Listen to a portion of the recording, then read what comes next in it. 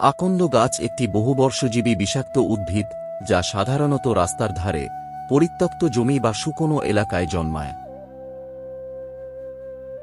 বাংলায় একে অনেকে স্বপ্নফুল গাছ বলেও চেনে।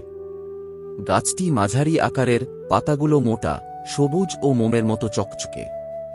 পাতার কাণ্ড ভাঙলে দুধের মতো সাদা রশ্মি বের হয়, আর এই রশ্মি এর সবচেয়ে বিষাক্ত অংশ।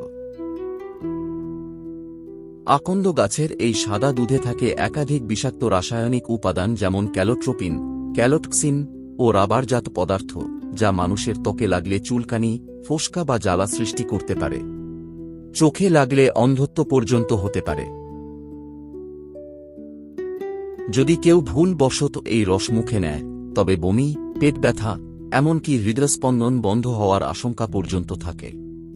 যদিও এটি বিষাক্ত, তবে প্রাচীন আয়ুর্বেদ চিকিৎসায় আকন্দ গাছের কিছু অংশ ওষুধ তৈরিতেও ব্যবহৃত হয়। সঠিক মাত্রা ও প্রক্রিয়ায় ব্যবহার করলে এটি গেঁটে ব্যথা, চর্মরোগ ও বাতজনিত সমস্যার উপকারী হতে পারে। তবে সাধারণভাবে আকন্দ গাছের সংস্পর্শে আসা বা এর রস হাতে লাগানো থেকে বিরত থাকা উচিত।